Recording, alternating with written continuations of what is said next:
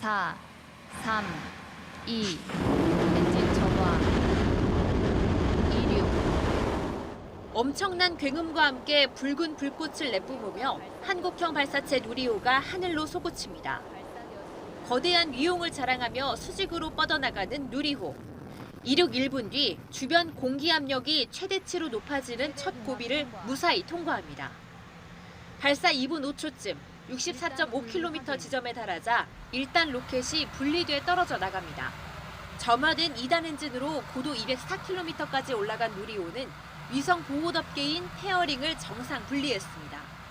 이어 258km 고도에서 2단 로켓이 분리되고 발사 13분 3초 뒤 목표 고도인 550km 지점에 도달합니다. 여기서 이번 발사의 핵심이라고 할 수 있는 차세대 소형 위성 2호를 분리하고 이어 20초 간격을 두고 국내 민간 기업의 큐브 위성 3기를 차례로 궤도에 올렸습니다. 우주 기상 관측을 위한 천문연구원의 군집 위성인 도요셋 4기까지 차례로 분리하며 8개의 위성을 순조롭게 궤도에 안착시켰습니다.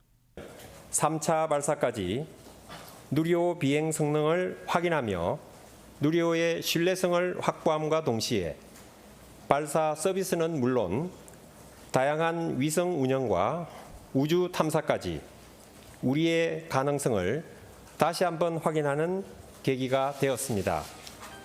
19간 위성들을 우주 공간에 쏟아내고 임무를 완수한 누리호는 발사 뒤 18분 58초 가속도에 의한 비행을 멈추며 세 번째 도전을 성공적으로 마쳤습니다. YTN 최종입니다. 소비 회복의 내수는 조금씩 살아나고 있습니다. 하지만 반도체를 중심으로 한 수출 부진은 여전합니다. 한국은행이 올해 성장률을 1.4%로 한층 어둡게 내다본 이유입니다.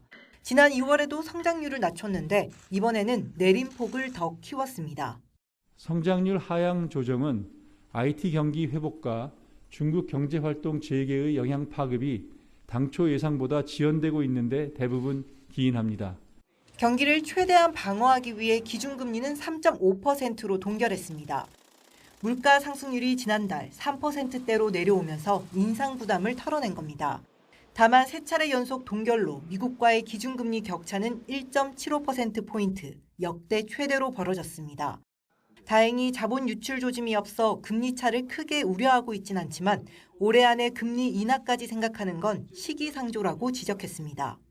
금통위원 6분 모두가 최종 금리를 3.75%로 가져갈 가능성을 열어둬야 한다는 의견이셨습니다.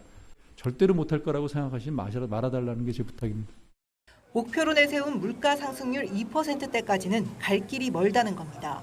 이에 한은은 물가를 최우선에 두고 현재의 긴축 기조를 이어간다는 방침입니다. YTN 이영훈입니다. 한류 스타 정영화 씨가 베이징에 있는 실용음악 학원에 나타났습니다. 지난 18일 중국 예능 프로그램의 사전 녹화 차원입니다. 그러나 베이징시 TV 총국이 방송 출연에 제동을 걸면서 빈손으로 돌아가야 했습니다. 최근 네이버 접속 차단과 맞물려 중국 당국이 한한령에 재시동을 걸었단 말이 나오는 이유입니다.